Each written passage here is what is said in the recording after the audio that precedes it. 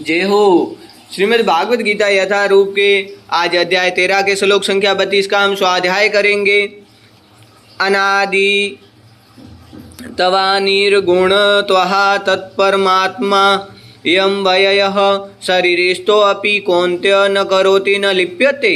अर्थात भगवान कहते हैं शाश्वत दृष्टि संपन्न लोग ये देख सकते हैं कि अविनाशी आत्मा दिव्य शाश्वत तथा गुणों से अतीत है। हे अर्जुन, भौतिक शरीर के साथ संपर्क होते हुए भी आत्मा न तो कुछ करता है न लिप्त होता है। यथा सर्वगतम शोक्षमयादाकाक्षम नोपलिप्यते सर्वत्रावस्थितो देहे तथात्मा नोपलिप्यते। अर्थात यद्यपि आकाश सर्वव्यापी है किंतु अपनी सूक्ष्म प्रकृति के कारण किसी वस्तु से लिप्त नहीं होता। इसी तरह ब्रह्म दृष्टि में स्थित आत्मा शरीर में स्थित रहते हुए भी शरीर से लिप्त नहीं होता है।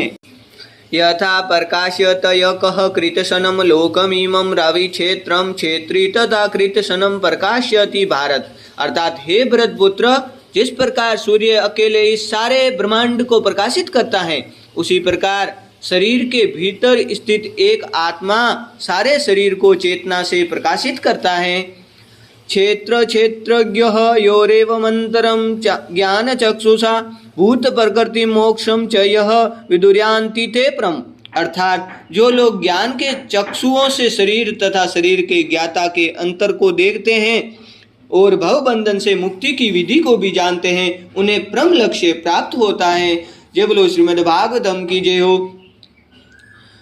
तो मनुष्य ये तो इस जो ये अध्याय 13 है जिसका नाम था प्रकृति पुरुष तथा चेतना, उसका बताते हैं भगवान की जो सारांश है वो क्या है। मनुष्य ये तो समझ सकता है कि ये शरीर पदार्थ है और इसे 24 तत्वों में विश्लेषित किया जा सकता है। शरीर स्थूल अभिव्यक्ति है और मन तथा मनोवैज्ञानिक प्रभाव सूक्ष्म अभिव्यक्ति है। जीवन के लक्षण इन्हीं तत्वों की अंतःक्रिया है, किंतु इनसे भी ऊपर आत्मा और परमात्मा है।